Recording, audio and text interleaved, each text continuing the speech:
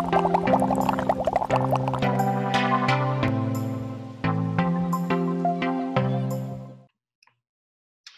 gbKids friends! I'm so excited to see you guys again this week. Kind of see you, but you know what I mean, right? And I'm really excited that Mr. Todd is back this week. I missed you last week. I'm back. Thank you. Thank you. I missed being here.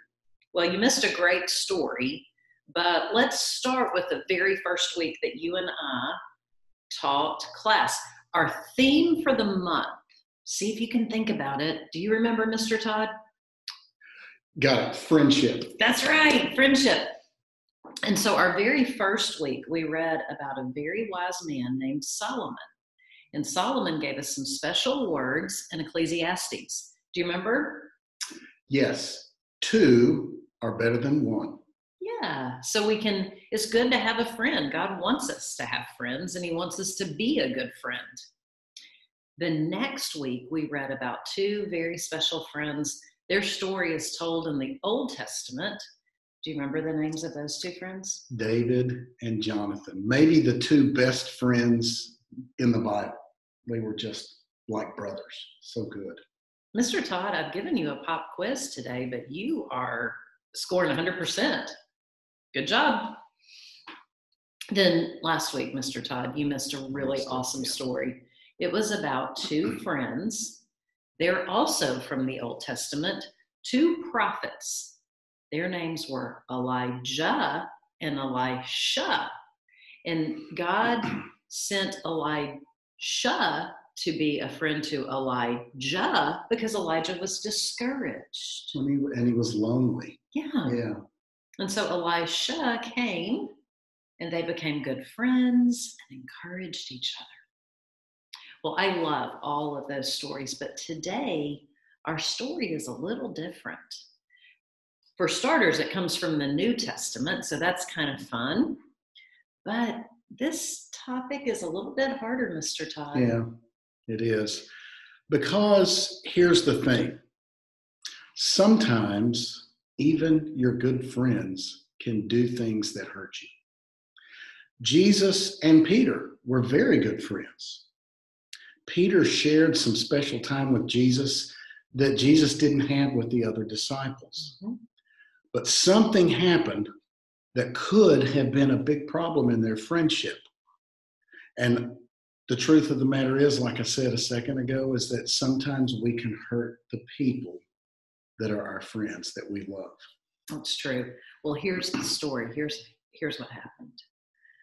So Peter was one of Jesus's brave followers. And you can read a lot about Peter in Matthew and Mark and Luke and John. And you guys know Peter's name. He followed Jesus, and he was there to see the miracles that Jesus did, to hear the teachings that Jesus gave. Peter reminds me a little bit of me because he didn't always think before he spoke. Uh-oh. Sometimes I speak and then I think later, and that's usually not a good way to do it. Well, the night before Jesus was arrested and then later killed, Peter promised Jesus that he would follow him anywhere that Jesus went. In fact, he even said, I would die for you. He did say that. Well, that was before he knew how things were going to go. And what happened is that Jesus got arrested. And after Jesus got arrested, Peter got scared. And I can imagine that I would be scared too. Well, that night, Peter told 3 different people. Not just one, not just 2, but 3. 3 different people that he didn't even know who Jesus was. He acted like he never met him. Yeah. And they were best friends. Well, Jesus died. We, of course, know the rest of the story. Jesus died, but he came back to life. But Peter didn't know that. He only knew that his best friend and this man that he had followed for years had died. And I can only imagine how guilty Peter must have felt about the words that he had said. Once Jesus came back to life, can you imagine how excited Peter would have been? Yeah. Would have been like the best surprise. And yet, even with that best surprise, I think he was still feeling in his heart pretty lousy about what he had done. But Jesus didn't let that be the end of the story. Mr. Todd, Yes. you want to go next? So later on, after Jesus had been raised from the dead, Peter and some of his friends were out fishing again. Because if you remember, if you read the stories, they were fishermen before Jesus called them to go and be disciples and be fishers of men instead of fishers of fish. How about that? So they were fishing, and they had dropped their nets out in the water. They fished with nets back then. Some people still do. And they had done it all night. Didn't realize, they didn't know what was going on. They hadn't caught a thing at all. Ooh, I bet that was making them mad. And one morning, after they had fished all night, they looked out to the shore and they saw a man standing there. They didn't realize it was Jesus, but Jesus called out to them. I'm going to read from the Bible, John 21, verses 5 and 6. He called out to them. He said, "Friends, haven't you any fish? Have you caught anything?" "No," they answered. He said, "Okay, throw your nets on the other side of the boat and you will find some." And when they did, the nets were so full they couldn't even pull them into the boat. Now, you just said they'd been fishing all night and they hadn't caught any fish. That's right. But then Jesus, they don't know it's Jesus yet, tells them to throw it on the other side of the net, on the other side of the boat, and they had so many fish in the net they couldn't even pull them in. All of them couldn't pull it in. Jesus changes things. So, yes, John, who was in the boat with Peter and the others, knew it was Jesus. Peter took off his outer garment and jumped into the water and started swimming to the shore. He was so excited. The other disciples followed in the boat, pulling the net. They couldn't even get it in the boat. They pulled it, and they saw that when they got to the shore, Jesus had already started a fire and was cooking some fish. And he told them, "Come, have some breakfast." Wouldn't that be awesome to have breakfast with Jesus? Well, here's what happened. I can imagine that Peter was probably hungry from fishing all night, and Jesus had prepared this breakfast for them. So Peter must have been excited about that. But still, don't you think he was probably in the back of his head and in his heart, still really feeling guilty about the way he had not stood up for his friend the way he had promised? He had broken a promise to Jesus. But Jesus knew. And so he pulled Peter aside. And I bet Peter was a little afraid to hear what Jesus was going to say to him. Because, really?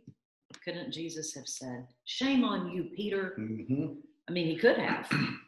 Because he was Jesus. Yeah, but he didn't. He didn't.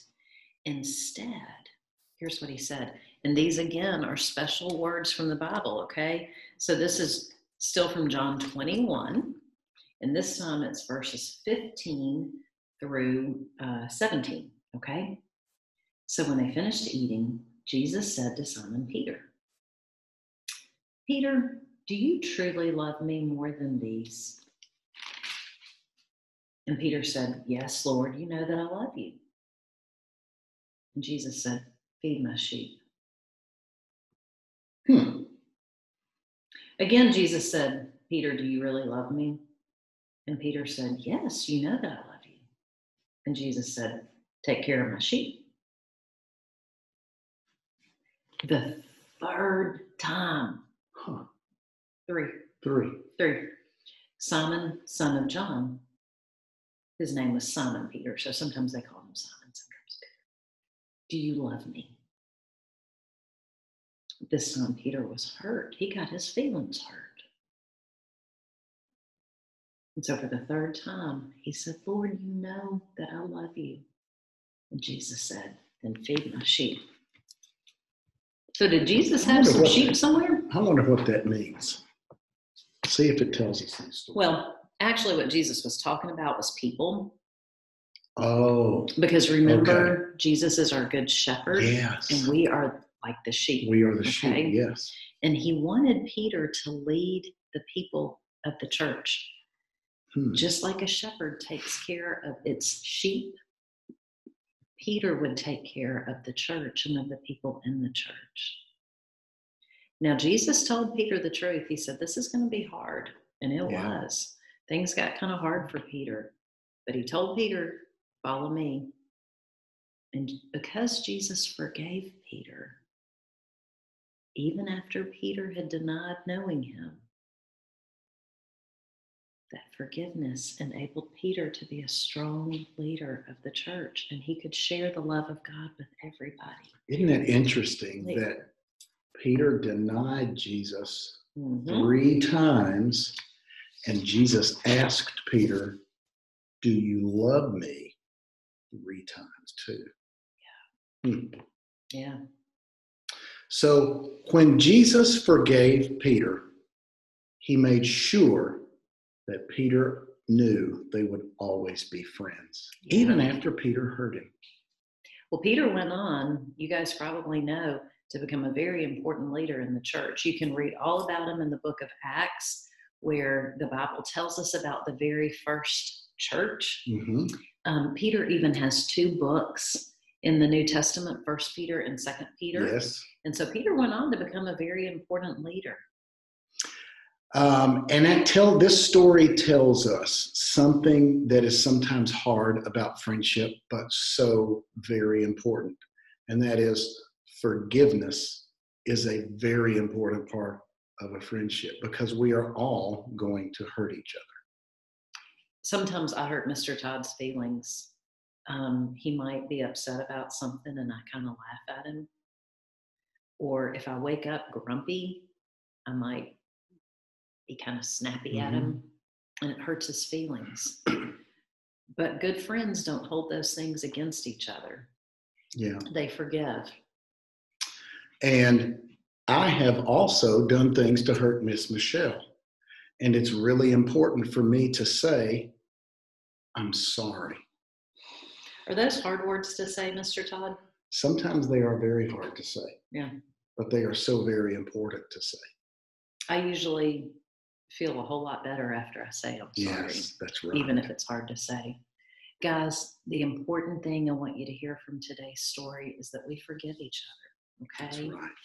There are just going to be times when we say words we shouldn't say, or we tease or laugh, and we hurt somebody's feelings. And it's always more important to choose peace and kindness and to say I'm sorry and to choose to forgive. Yes. So Jesus forgave Peter. Peter had messed up big time and hurt his friend, but Jesus forgave him, and Jesus even took the first step. I didn't see Peter come to Jesus first and say, I'm sorry. Jesus took the first step to forgive. And sometimes that's what we do as a friend. Now, I've never had to forgive somebody for acting the way Peter did, but I want you guys to think for a minute. Did you ever have to forgive somebody because they weren't kind to you? Here's another question then. Raise your hand if you've ever had to have a friend forgive you because you weren't kind. I'll have to raise 2 hands, right? Yes. So that makes me sad that I've had to ask for forgiveness sometimes, but I'm so grateful that my good friends will give me another chance. And it's really important. This is something that I still learn lots of times. It doesn't make you a bad person when you do things that sometimes hurt other people. That's just kind of what we do lots of times. So you don't have to feel scared to say you're sorry. Jesus knew we would need to say we're sorry to each other very often. And he forgave Peter so that we could learn to forgive each other and that we can also learn to say, I'm sorry to each other. Very important. Yeah, I like that, Mr. Todd. So I want us to review for a minute. In the very first week, when we talked about the special words from King Solomon from Ecclesiastes, we decided that we had to choose our friends carefully. Yes. And I think that's important that we choose good friends, okay? And then we said that friends love one another. And that was David and Jonathan taught us that. Friends encourage one another was Elijah and Elisha. And then from the story of Peter and Jesus, we learned that friends forgive each other, okay? Friendship, do you remember these words? Friendship is using your words and your actions to show others that you care. So sometimes you have to use the words, I'm sorry, to show that you care. And sometimes you have to use the words, I forgive you, to show that you care, okay? Who can help us forgive people? Well, I think the only sure way to make sure that we learn how to forgive each other well is to ask Jesus to pray for it. Because sometimes that's what it takes. Sometimes it might be hard. Yes. Yeah, it might be. But when we ask Jesus for help, Jesus comes along and he gives us strength and he helps us because Jesus forgives us all the time. And Jesus promised that when we ask for something like that, he's going to say yes. He's going to help us. Yeah, absolutely. Well, I want to remember a friend loves, most of the time. At all times. Mr. Todd, why do I keep messing that verse up? Well, because it's hard. If I've done something to hurt you and you're my friend and you read that verse that says a friend loves at all times, even when your other friend that you love has done something to hurt you. A friend loves at all times. Okay. Well, let's try it again then. A friend loves at all times. They are there to help when troubles come. Proverbs 17:17. Guys, I have had such a good time sharing stories of friendship with you. It's been a good lesson for me to remember how to be a good friend. I want you to think back to that friendship chain that we made the first week. I hope you made one. Can you imagine if I didn't forgive one of my friends on the friendship chain and I just tore their link off?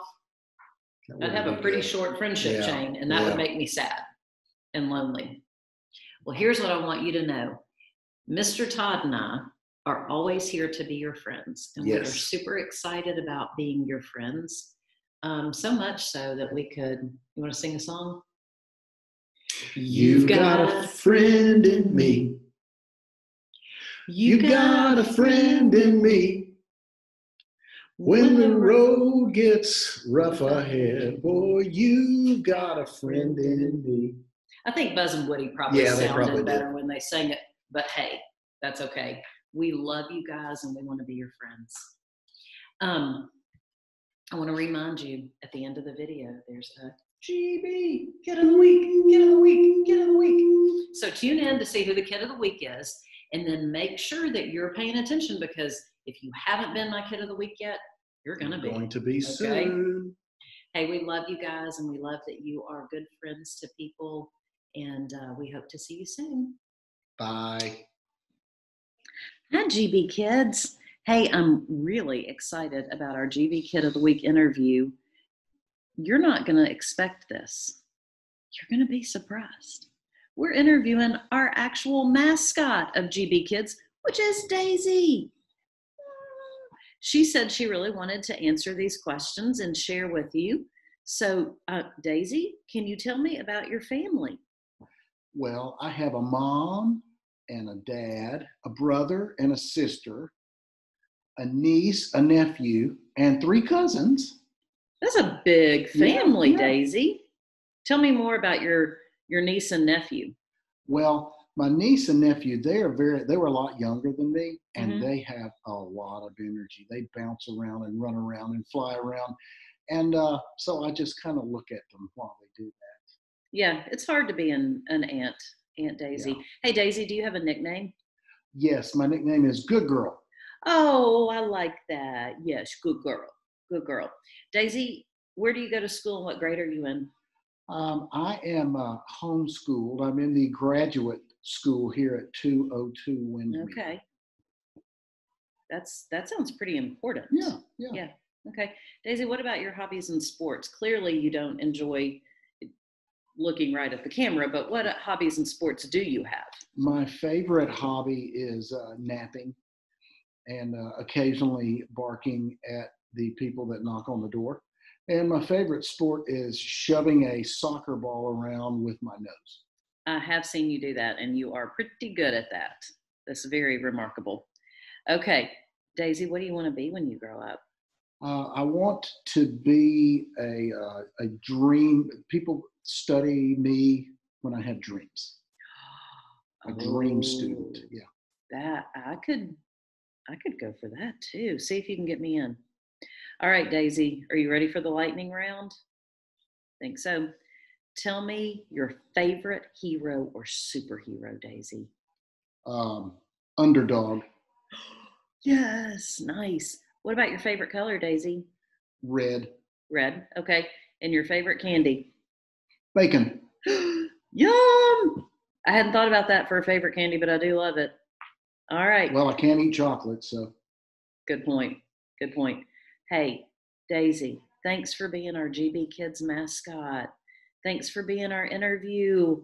And hey, kids, listen, tell your parents to watch for my phone calls, watch for my messages, and you can be next. We'll Zoom and we'll find out more about you, and you can answer some of these same questions too. For now, Daisy and I are going to sign off, and we're going to say we love you and have a great week, gbKids. Bye. Bye-bye.